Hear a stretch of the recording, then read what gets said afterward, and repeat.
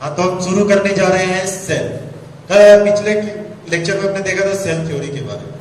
तो सेल तो हमने पहले भी पढ़ा है। Cell is the structural and functional unit of life. Living organism की कोई भी जो सबसे छोटी यूनिट जो उनके स्ट्रक्चर को, फंक्शंस को बनाती है, परफॉर्म कराती है, वो कहलाती है सेल। अब सेल की टाइप अगर देखा जाए तो न्यूक्लियस के प्रेजेंस के आधार पे, वेल डिफाइंड न्यूक्लियस की प्रेजेंस के आधार पे सेल दो प्रकार की होती है, प्रोकैरियोटिक एंड यूकैरियोटिक सेल्स, जिनमें कैरियन का मतलब होता है न्यूक्लियस। कैरियन वर्ड यूज होता है न्यूक्लियस के लिए। तो जब सेल के अंदर में न्यूक्लियस वेल डिफाइंड होता है तो हम कहते हैं कि ये वाला सेल यूकैरियोटिक सेल है। और जब जहां वेल डिफाइंड नहीं है, जहां पर इसकी बाउंड्री क्लियर नहीं है, तो वैसा सेल कहलाता है प्रोकैरियोटिक। इसके बारे में हम डिटेल आगे पढ़ेंगे। अभी हम जानेंगे कि फिर यूकैरियोटिक सेल को फर्दर डिवाइड किया जाएगा दो पार्ट में, on the presence of some of the like cell wall. तो वहां पर एनिमल सेल और प्लांट सेल हम बताएंगे। अभी हमें जो पढ़ना है वो पढ़ना है कि सेल के स्ट्रक्चर के बारे में, सेल का बना हुआ किस चीज का है।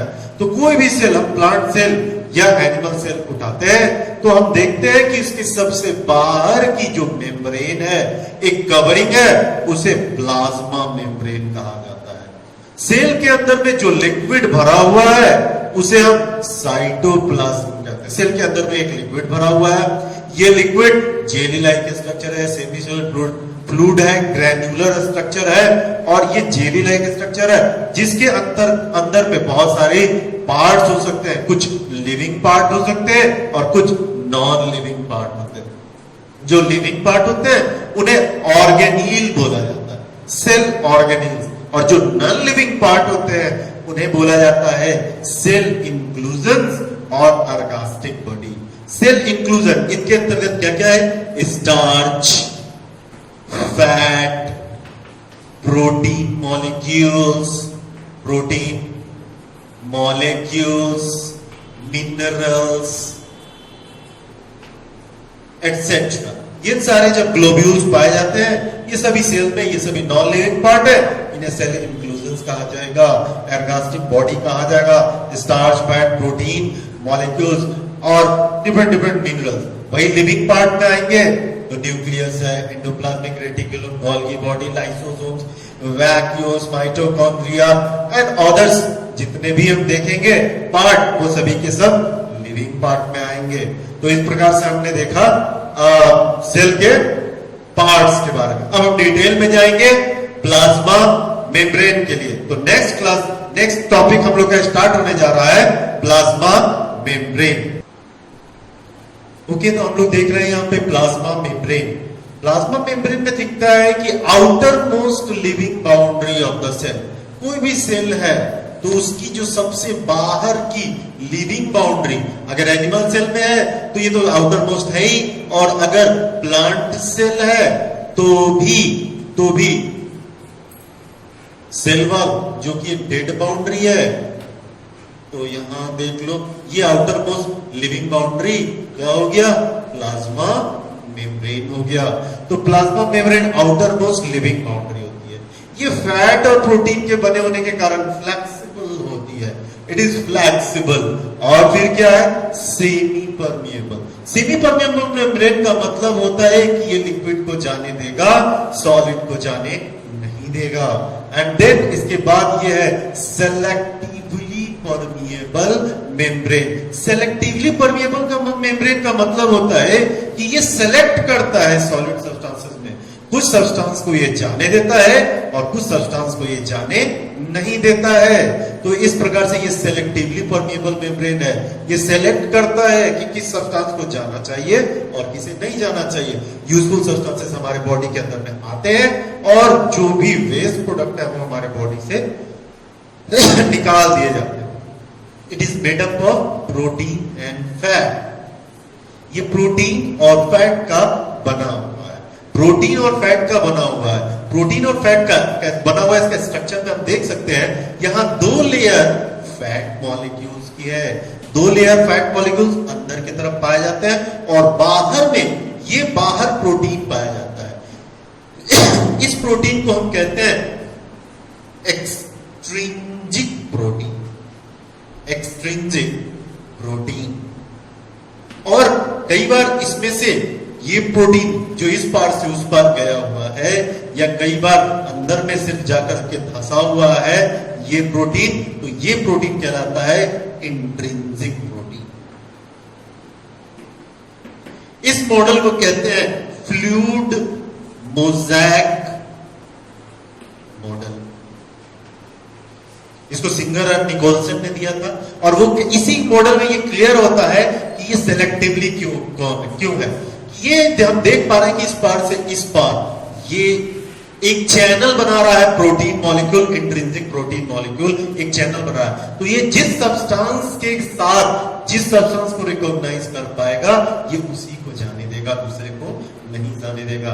तो यही कारण है ये फैसिलिटेट करता है, कुछ सब्सटेंस को जाने देता है, कुछ सब्सटेंस को नहीं जाने देता है। तो प्लाज्मा मेम्ब्रेन क्या है? Outermost living boundary of the cell है, फ्लेक्सिबल है, सेमी परमिएबल मेम्ब्रेन है, सेलेक्टिवली परमिएबल मेम्ब्रेन है। ये मेड ऑफ द प्रोटीन है, फैट के बने हुए हैं। फंक्शन ये पूरे सेल को एक शेप और साइज देता है, मूवमेंट को गाइड करता है, सेल के एक्सक्रीशन को और एंट्री को आउट को कंट्रोल करता है। तो इसके बाद हम नेक्स्ट पढ़ेंगे मूवमेंट अक्रॉस प्लाज्मा मेम्ब्रेन।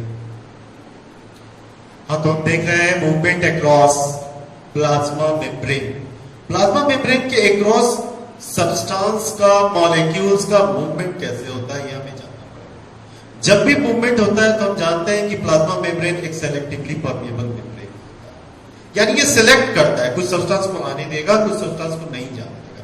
लेकिन प्रोसेस के होने का तरीका उसके आधार पर, लाइक हाई कंसंट्रेशन और इधर है लो कंसंट्रेशन।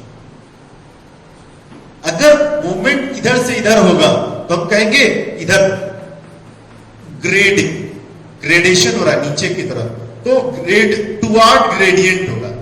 लेकिन अगर इसके उल्टा हुआ एक क्रॉस ग्रेडियंट। तो दो प्रकार का ट्रांसपोर्ट होता है, एक होता है एक्टिव ट्रांसपोर्ट और दूसरा होता है पैसिव ट्रांसपोर्ट। पैसिव ट्रांसपोर्ट पे मूवमेंट अलोंग कंसंट्रेशन ग्रेडियंट होता है, या हाई कंसंट्रेशन से लो कंसंट्रेशन की तरफ होगा। तो और ये हमेशा हाई कंसंट्रेशन से लो कंसंट्रेशन की तरफ होगा, मूवमेंट अक्रॉस नहीं होगा बल्कि अलोंग द कंसंट्रेशन ग्रेडियंट होगा। वही active transport movement across the concentration gradient, यानी ये लो से हाई की तरफ होता है। कई बार बॉडी के अंदर में शुगर ज्यादा होता है, इन्वायरमेंट में शुगर कम होता है, लेकिन बॉडी को शुगर की और जरूरत है, तो वो क्या करता है? कम शुगर से ज्यादा शुगर की तरफ मूवमेंट करा करके एनर्जी बॉडी की नीड को पूरा करता है। इस प्रकार का मूवमेंट आता है एक्टिव ट्रांसपोर्ट की तरफ। दूसरी बात, यह हमेशा विदाउट एक्सपेंडिचर, कभी भी हाई से लो की तरफ मूव करना हो तो वहां एनर्जी का खर्चा नहीं होता है, इसीलिए it occurs without expenditure of energy. वही एक्टिव ट्रांसपोर्ट में इसमें occurs eight expenditure of energy, यहां पर एनर्जी के खर्चा होने के बाद ही होगा, क्योंकि ये अक्रॉस द चल रहा है, उल्टा चल रहा है, और एक प्रोसेस को उलट दूसरा करने के लिए उसे एनर्जी की खपत करनी पड़ती है। हम एग्जांपल देखते हैं तो पैसिव ट्रांसपोर्ट का example diffusion, osmosis, where active transport में work transport, phagocytosis, pinocytosis etcetera. अब हम देखेंगे डिफ्यूजन को थोड़ा डिटेल में। नेक्स्ट टॉपिक में हम जाने शुरू करने जा रहे हैं डिफ्यूजन। तो हम देख रहे हैं डिफ्यूजन। डिफ्यूजन से जब हम प्लाज्मा मेम्ब्रेन के अक्रॉस में ट्रांसपोर्ट देख रहे होते हैं तो उसमें पैसिव देखा था हमने, एक्टिव ट्रांसपोर्ट देखा था। अब इस एक्टिव और पैसिव ट्रांसपोर्ट में सबसे पहला हमें पढ़ना होता है डिफ्यूजन। डिफ्यूज हो जाना, यहां से वहां चले जाना सिंपली।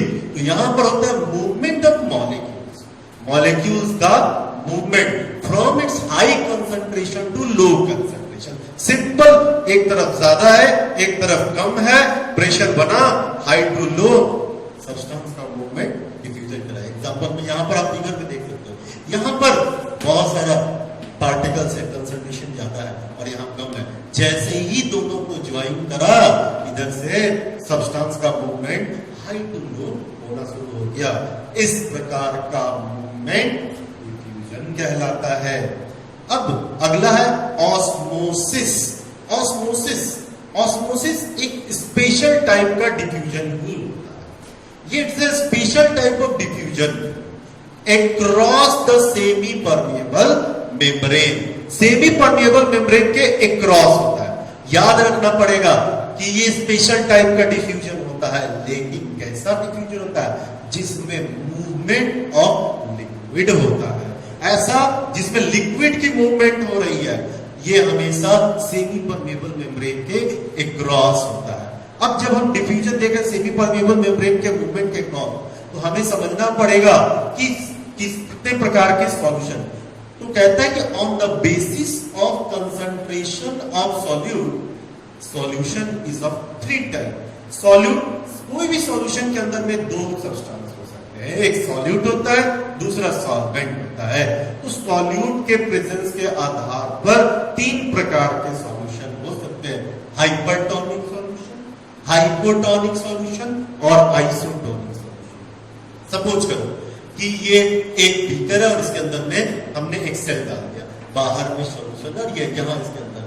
अगर इसका कंसंट्रेशन इन्वायरमेंट के रिलेटिव ज्यादा है तो ये कहलाएगा हाइपरटोनिक। लेकिन यहां आप देखिए, बाहर ही कंसंट्रेशन ज्यादा है, अंदर कंसंट्रेशन कम है, तो कहलाएगा हाइपोटोनिक। लेकिन बाहर भी कंसंट्रेशन वही, अंदर भी कंसंट्रेशन वही, तो कहला रहा है आइसोटोनिक। तो सीधी सी बात है, हाइपरटोनिक जिसका कंसंट्रेशन सॉल्यूट का ज्यादा होगा, सॉल्वेंट का कम होगा। हाइपोटोनिक में सॉल्यूट जो है वो कम होगा और सॉल्वेंट क्या होगा, ज्यादा होगा। और आइसोटोनिक में दोनों इक्वल होते हैं, इक्वल होते हैं, तभी आइसोटोनिक। अब एक क्वेश्चन बड़ा सिंपल पूछता है कि अगर हमने ये दोनों मिला दिए, कोई सब्सटेंस को हाइपरटोनिक और हाइपोटोनिक दोनों को मिला दिया जाए, एक जगह कर दिया जाए, तो मूवमेंट किधर से किधर की तरफ होता है?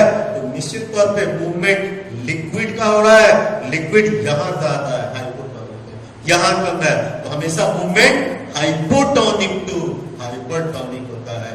तो ऑस्मोसिस का मूवमेंट हमेशा हाइपोटोनिक से हाइपरटोनिक का मूवमेंट होगा, तब तक जब तक कि दोनों इक्वल ना हो जाए। आइसोटोनिक होते ही वहां मूवमेंट स्टॉप कर जाता है। तो it's all about the movement diffusion and osmosis. Here are the some assignment questions आपको दिए जा रहे हैं पिछले टॉपिक पे जो हमने पढ़ाया है। बेसिकली 2 क्वेश्चंस हैं, जिसमें पहले में आपको डेफिनेशन लिखना है और दूसरे में ऑस्मोटिक सॉल्यूशंस के डिफरेंट टाइप के बारे में लिखना है। यहां डिफाइन द फॉलोइंग, पहला plasma membrane, diffusion, active transport, passive transport, osmosis, इसकी आपको डेफिनेशन लिखनी है। और फिर सेकंड क्वेश्चन है what are the different types of osmotic solutions. हमें ऑस्मोटिक सॉल्यूशंस के डिफरेंट टाइप्स और उनकी डेफिनेशंस और उसको थोड़ा डिस्कस करके यहाँ पे लिखना है। ये दो मेजर क्वेश्चन है जो आपको असाइनमेंट में करने हैं। Thank you, that's all.